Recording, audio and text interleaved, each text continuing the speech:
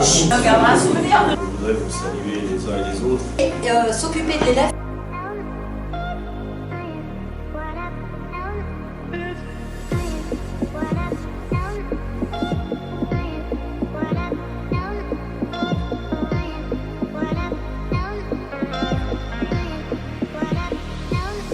Je vous présente Marie Duvernay.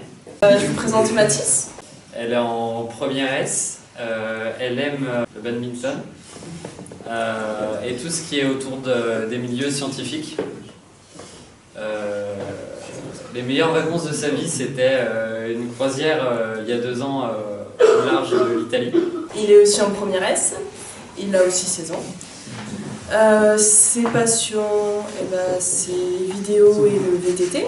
Il fait partie des éclés, donc c'est un peu comme un camp scout. C'est les meilleures vacances de sa vie, c'était quand il avait fait un camp. Alors il s'appelle Renaud à Nantes, il est en classe de seconde de MDPI, il a 15 ans, comme sport il a effectué de l'athlétisme, il a une grande sœur de 18 ans. Il s'appelle Abdelkader, il a 15 ans, il a une grande sœur et 2 petites sœurs. Il a été délégué en 6e, il aime le foot, il est en maintenance. Il s'appelle Nathan Aubert. Alors il s'appelle Edson Kassenji. Il a 15 ans, c'est un 2002. Il est en première ST1 dans ma classe. Il habite à Carnot. Il a 2 sœurs, une grande sœur et une petite sœur. Il aime le sport et écouter de la musique. Alors il pratique la boxe. Il a 17 ans. Il habite à Corforiel. Il aime bien les mangas, il aime bien le sport. Il aime la musique aussi. Il a 2 sœurs et 2 frères. Et il n'a jamais été délégué. Je vous présente Léonard Trémaud. Il a 16 ans. Il a redoublé la seconde. Il aime bien l'airsoft. Il a une sœur qui vit à Barcelone. Et, je vous présente Yanis qui habite à Roche-la-Molière. Il aime bien le basket. Et ça, et voilà.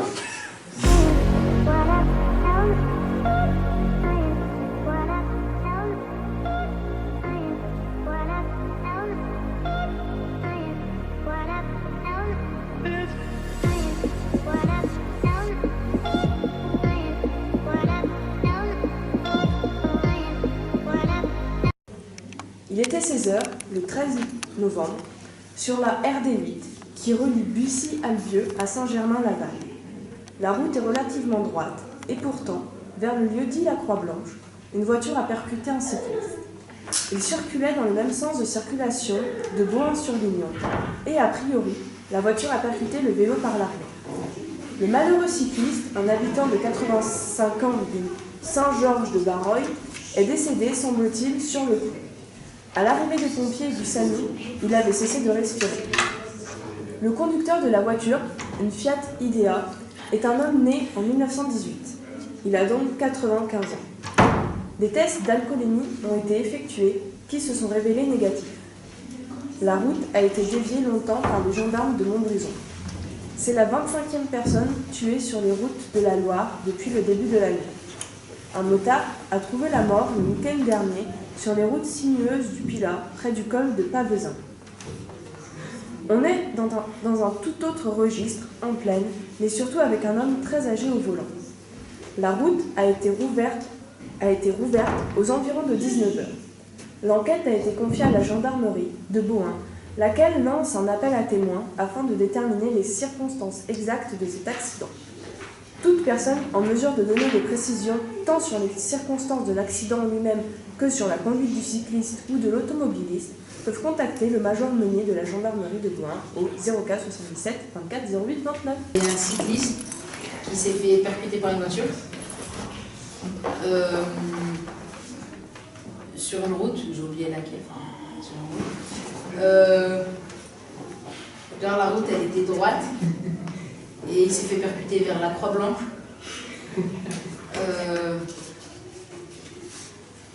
Il est mort sur le coup, il s'est fait péter par derrière, genre il s'est fait percuter.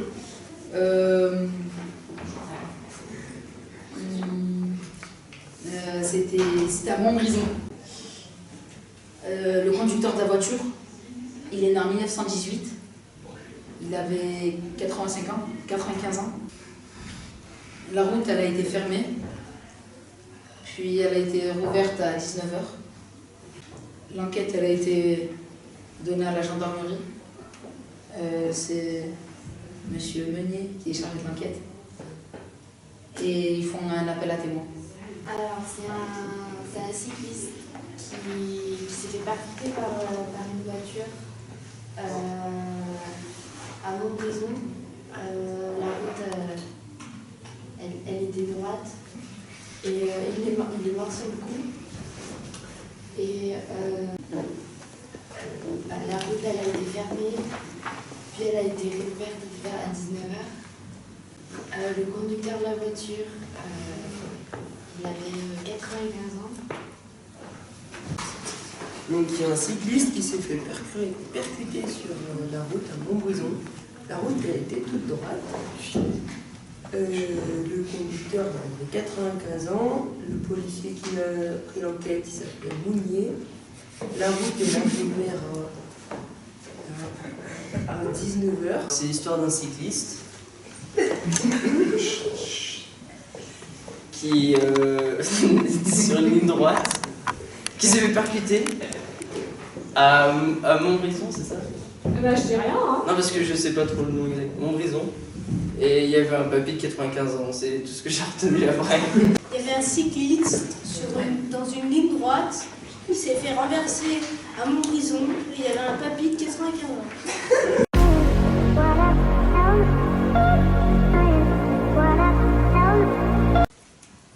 Vous avez un rôle que vous découvrez pendant cette formation, certains vous a aidé, qui n'est pas toujours simple, mais on veut pouvoir compter sur vous. Compter sur vous, en tout cas, des délégués, informés d'un certain nombre de choses, à l'écoute, qui peuvent rendre compte, et qui sont porteurs aussi de projets. C'est-à-dire, la mission du délégué, c'est aussi d'avoir, je le trouve, moi je le redis, une relation privilégiée avec son corps principal. Vous avez une situation très compliquée d'un jeune. Ne pas en parler, vous gardez ça pour vous. Le jeune fait des grosses bêtises, on va arrêter toute la vie de parents, au moins, essayer de... Alors, il vous dit de ne pas en parler, effectivement, vous allez être partagé entre je trahis la confiance qu'il m'a donnée en m'en parlant. C'est à vous, mais c'est difficile, hein, de mesurer si, en ne faisant rien, vous êtes plutôt dans un système où vous n'assistez pas à quelqu'un qui est en danger, ou si c'est simplement le fait qu'il avait envie de vous parler et vous gardez ça pour vous. Si c'est un petit souci qui n'est pas d'un niveau trop important, gardez-le. On rêverait d'avoir des délégués excellents. Les délégués, vous êtes ce que vous êtes. Et avant tout, vous êtes délégués. Mais vous avez le droit parfois d'être pas aussi studieux qu'on est. Voilà, on ne choisit pas. Je veux dire, il n'y a pas, parce qu'on est délégué, tout d'un coup, on est l'excellent élève. Voilà.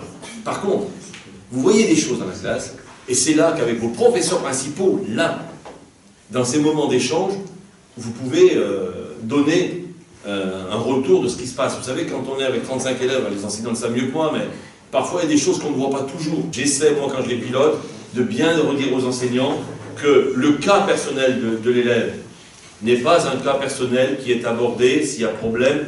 En même temps, on ne mélange pas tout. C'est-à-dire qu'on dise quelque chose sur les résultats à l'élève qui se trouve être le délégué, comme tout autre, mais on ne va pas au-delà. Vous avez un statut de délégué. Et à ce moment-là, on ne va pas vous chercher, si on a des choses à vous dire, pendant ce conseil. On ne va pas en rajouter. Sur l'année, on aura des conférences de délégués. On en prévoit toujours 2 ou 3, c'est-à-dire on réunit tous nos délégués et on fait un point. Un petit mot sur les projets de vie qui sont menés dans l'établissement. Alors c'est souvent des élèves qui ont plusieurs casquettes. On a des élèves qui sont investis un peu partout, quoi. Et quand vous avez cette information-là, et là c'est là où je vous demande de le faire, quand on vous la donnera, c'est la prise de parole en classe. C'est-à-dire informer les camarades. Voilà. Dernier petit mot. Moi je ne vous encourage qu'à être porteur de projets nouveaux. On ne fait pas tout dans le lycée, on ne peut pas tout faire.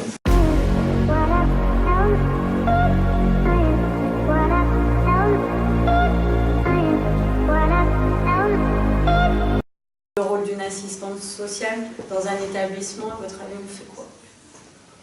Ça peut être un lieu ressource d'écoute, hein, lorsqu'on rencontre une problématique, soit personnelle, soit familiale. Des fois, à vos âges avec les parents, ça peut être compliqué. On a une partie aide administrative.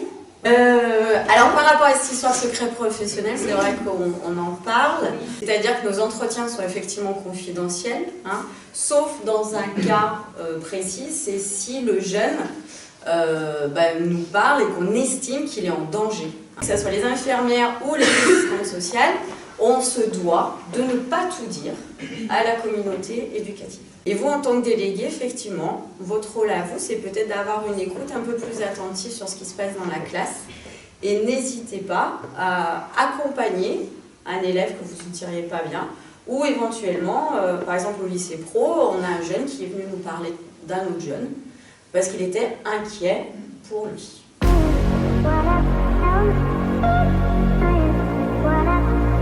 Moi, je m'appelle Sandrine Ferrier, je suis la coordonnatrice du dispositif Ulysse. Madame Jourpayet, je suis conseillère principale d'éducation au lycée professionnel et je coordonne en effet les élèves en situation de handicap hors dispositif Ulysse et les AVS qui suivent ces élèves. Sur la partie lycée professionnel, on accueille 16 élèves qui ont des difficultés particulières, qui peuvent aller de l'autisme, la dyspraxie, dyslexie, tous les dys que vous voulez. Ça peut aller aussi des troubles psy, il y a plein de choses différentes. L'objectif, c'est qu'on puisse atteindre l'examen, apprendre des choses au lycée en ayant un coup de pouce. Mais en tout cas, je vous demande la plus grande bienveillance envers ces adultes. Ils ne sont pas vos copains, en même temps, ils ne sont pas devant la classe. Ils ont une charge difficile parce qu'il faut qu'ils accompagnent leur élève. Parfois, ils sont obligés de chuchoter, de le remettre à la tâche, de lui dire de travailler et tout. Et parfois, les classes, leur ne rendent pas bien ce travail.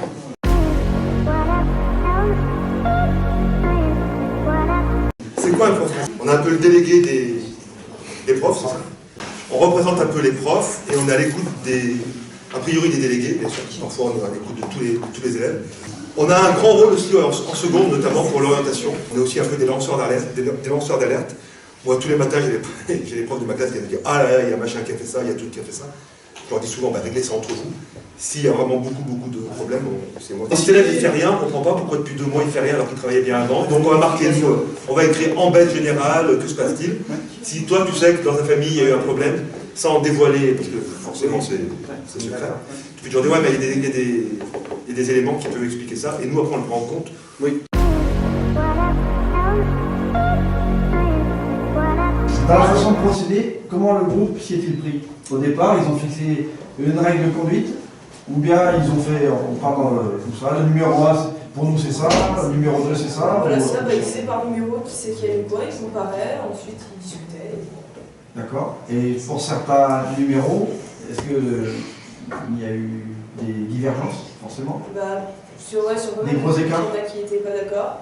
Donc tu dirais que c'est un équipage qui pourra survivre. Alors est-ce qu'ils ont choisi les bons éléments pour survivre aussi? J'ai remarqué qu'il y avait un leader, on peut dire. Une personne des fois qui proposait et une personne qui ne parlait jamais, ou presque jamais. D'accord. Bon, mais peut-être que son silence, il peut être parlant aussi. Hein. Les décisions, elles se prenaient comment? Il y avait au bout du compte une idée qui était émise. Après, elle était réfléchie et validée, mais elle sortait, elle était souvent émise par la même personne, réfléchie par un petit groupe.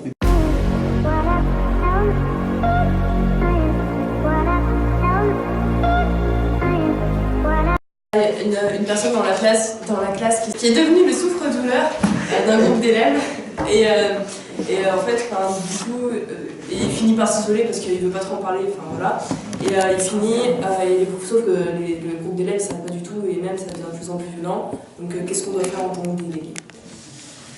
La proposition. On vous écoute, je pense. Dans un premier cas, on discute avec l'élève concerné, on essaie de lui remonter le moral. Avec la victime donc? Oui. D'accord. On essaie de lui remonter le moral Et puis dans un second cas, si les propos ils deviennent de plus en plus violents, à ce moment-là, il faut intervenir un professeur principal ou CPE. Alors, on a toute la classe qui s'oppose à un professeur et en disant qu'il ne donne pas d'explication dans ses cours et le fait de ne pas vouloir discuter. Donc, qu'il reproche au professeur qu'il ne puisse pas discuter. Et un jour, il décide de ne pas faire un devoir que le professeur lui... Collectivement, hein, il décide de ne pas faire un devoir. Que le professeur a donné. C'est bien lancé. On avait pensé d'abord, premièrement, d'aller voir le professeur, le délégué, d'expliquer calmement la situation. Ensuite, réunir la classe et de dire de se calmer, qu'on arrange les choses avec le professeur concernant, par exemple, les explications en cours. Et puis, finalement, que tout le monde fasse le devoir. Et voilà. Et du coup, c'est qui l'adulte qui vous proposait de venir? Un adulte X, mais... Pas quelqu'un de spécial? Non. Ça, c'est dans le cas où le professeur en question accepterait en fait le dialogue. Mais dans le cas où il refuserait, on lui demanderait plutôt la présence d'un CPE ou d'un proviseur. Et on parlerait donc les deux délégués, le professeur et une autre personne responsable. Alors on arrive à un cas plus calme que les deux premiers. Donc la classe elle souhaite organiser une sortie scolaire et les propositions faites elles sont nombreuses, enfin il y a beaucoup de propositions. Du coup le délégué doit savoir comment organiser le projet. Voilà. Donc qui veut dire comment nous on est parti du principe que tout le monde devait pouvoir donner son idée pour la sortie et que le délégué dans tout ça il devait avoir pour rôle de récupérer les idées, trier et organiser un vote bien organisé, pas à la va-vite. On a décidé d'une sortie et après, qu'est-ce qui se passe? Déjà trouver une personne un adulte qui pourrait aussi organiser ça avec nous parce qu'il faut bien un accompagnant, je pense, à la sortie. Je pense que si par exemple la sortie à Lyon a un rapport avec de l'histoire, on va d'abord voir le professeur d'histoire parce que je pense que ça aura plus de poids qu'un professeur plus des élèves viennent demander un CPE. Ce qui est intéressant, c'est d'aller prendre l'initiative de se dire nous, en effet, on va prendre le temps de savoir quel est le coût de cette sortie pour déjà amener le projet et puis de laisser la possibilité de pouvoir mener à bien des projets pour que le coût de la sortie devienne moins cher. C'est l'avantage aussi d'être délégué de classe, c'est qu'on peut aussi se permettre ou d'être dans l'associatif ou d'être dans un projet. On apprend à faire plein de choses qui peuvent être intéressantes pour la suite. Puisque mener une sortie, on apprend plein de choses, faire un devis, contacter les entreprises, contacter les musées, contacter telle activité. Et là, voilà, c'est la découverte d'autres choses.